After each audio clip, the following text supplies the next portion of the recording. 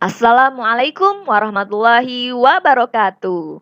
Hai semuanya, berjumpa kembali dengan Bu Novi di pembelajaran online. Hari ini, seperti biasa di hari Kamis, kita akan berliterasi terlebih dahulu. Siapkan buku tulis literasinya, pulpen atau pensil.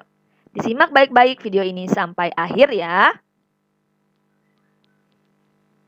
Tahun 2021 diawali dengan berbagai peristiwa duka di tengah wabah COVID-19 yang terus menjangkiti Indonesia. Kabar duka muncul lantaran terjadinya sejumlah bencana alam yang merenggut korban jiwa di sejumlah daerah di Indonesia.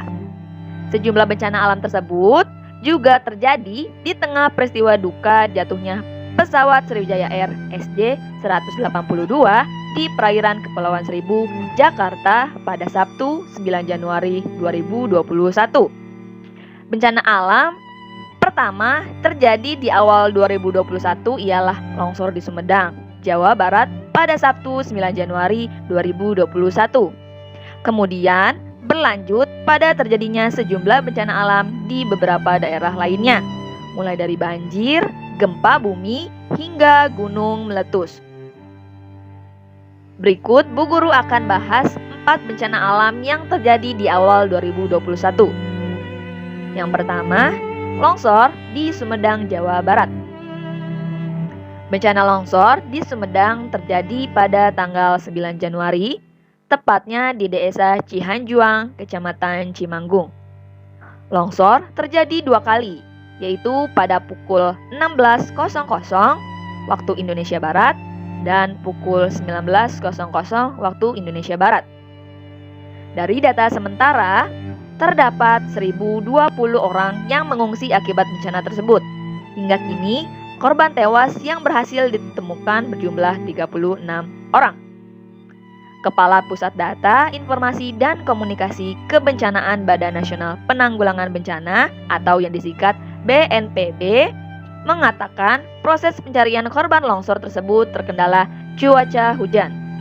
Selain itu, pihaknya juga mengingatkan agar waspada terhadap longsor susulan.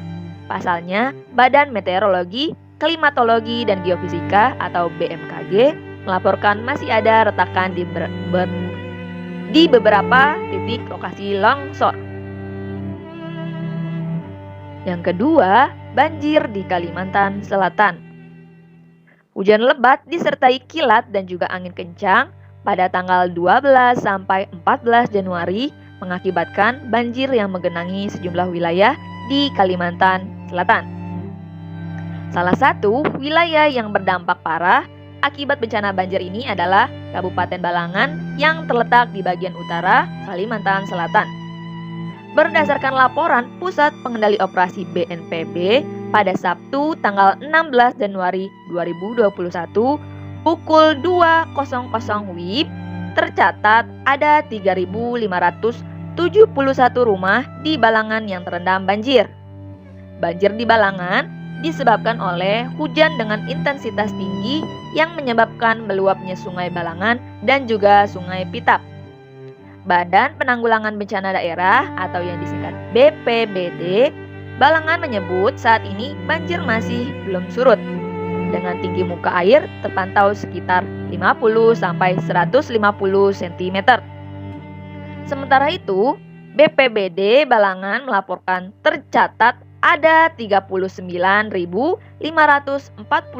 orang yang terdampak banjir dan saat ini sedang mengungsi. Adapun korban meninggal dunia akibat banjir Kalimantan Selatan ini mencapai 15 orang. Yang ketiga adalah gempa di Sulawesi Barat.